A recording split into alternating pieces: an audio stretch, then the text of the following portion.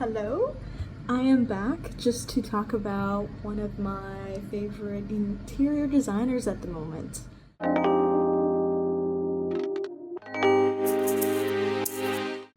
His name is Hilton Carter, and he's born and raised in Baltimore, Maryland, and a lot of his work is inspired by biophilic elements and simplified just nature and abandoned buildings and such. And a lot of his work is really, really cool. It's kind of like what you would imagine eco-brutalism meets modern interior decorating, but it's quite nice. I will say, I'll show some examples here, and it'll take up the screen as it does its thing.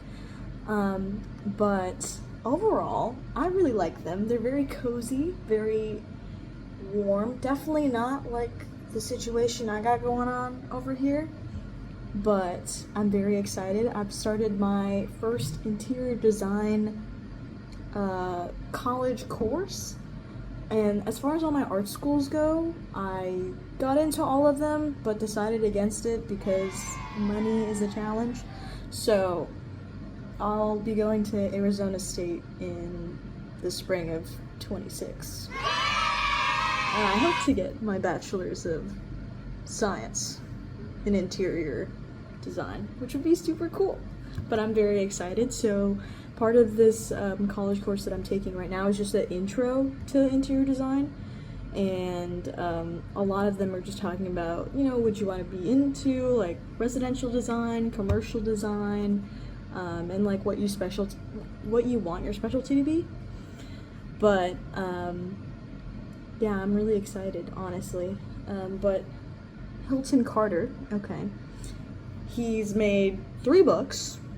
He works with residents on making their home into the homified jungle, a jungle in concrete per se.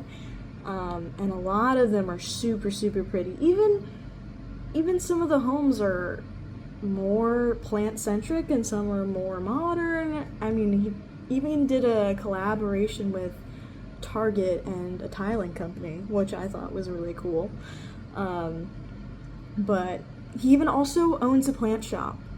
So I think that's really interesting that he went from, learning about film and having an eye for that, and then transitioning into his love of plants and nature, and now he does interior design and product design with plants and the modern world in concrete, which I think is super, super cool.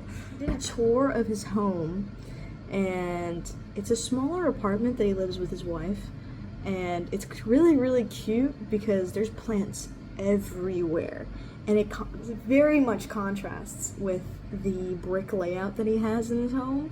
Because living on the East Coast, I understand it's super like city-centric and things are not as warm and lively as they could be, but the plants and the additions of stone nomenclature and the lighting setup that he has and adding more windows and everything, it makes it really, really cool.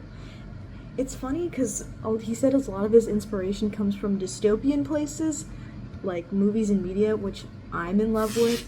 And I was just recently talking with a friend about my love of brutalism and like the architecture style, and it like really represents all these like governmental tyrannies and all these things. And I think it's really interesting that to see somebody else that thinks similar to me, and to see and learn about an architect / interior designer / interior decorator, whatever, filmmaker person that understands that movies like Blade Runner and The Maze Runner and the cyberpunk genre, that can still be incorporated into the things that you would find interesting, which I think are really nice. He also designed a tiny cottage for this other couple who's fairly famous, but I think it's just because of their blog, personally. But they have a very modern, very white, like imagine an American townhouse, they have that going on for them. But he still manages to make it seem more inviting than it would be. Because if I was to go into a townhome, I definitely wouldn't be like, oh my gosh, it's like a jungle in here. No, but he makes it work. One thing that I do appreciate though is that he's not one of those designers that just like puts a plant somewhere and is like, okay, this is good enough. But it definitely it is the same way that a tattoo artist would make a design that fits your body, is the same way that he works with homes, which I think is interesting because he'll make and buy and curate plants that will survive in the environment, that fit the plant parents' needs, and that look good and are easily accessible. Because not only does his books talk about how to take care of the plants that you have in your home, but as well as make it for yourself. Like his whole thing isn't that, oh, I'm the only interior designer and only I have the keen eye to make things look a certain way. Like, no. It's more of like, I have this knowledge and I want to share it with you. And I think that's very interesting. And it's not very common to see interior designers that way, because a lot of the ones that are very popular right now, you might see their books in like Barnes & Noble or even online sometimes, or I think even at Target too. There's like another like those coffee table books that are about interior design.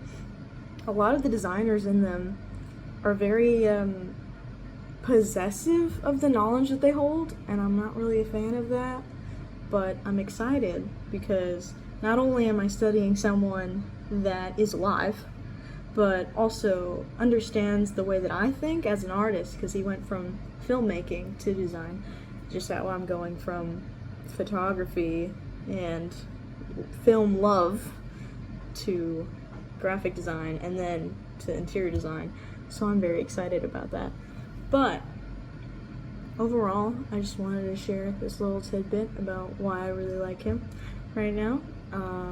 Hopefully this inspires you to just look at cool things online, but I'm glad I found him, and I'm glad that Barnes & Noble had one extra copy of his book that I found and scoured through. Hopefully I'll just buy one of his books so that he gets the money for it and I get like his little signature and I can be like, oh my gosh, one of my favorite artists is alive and well. I think to be a well-rounded person that likes the things that you like and to not let anyone dim your light is very nice.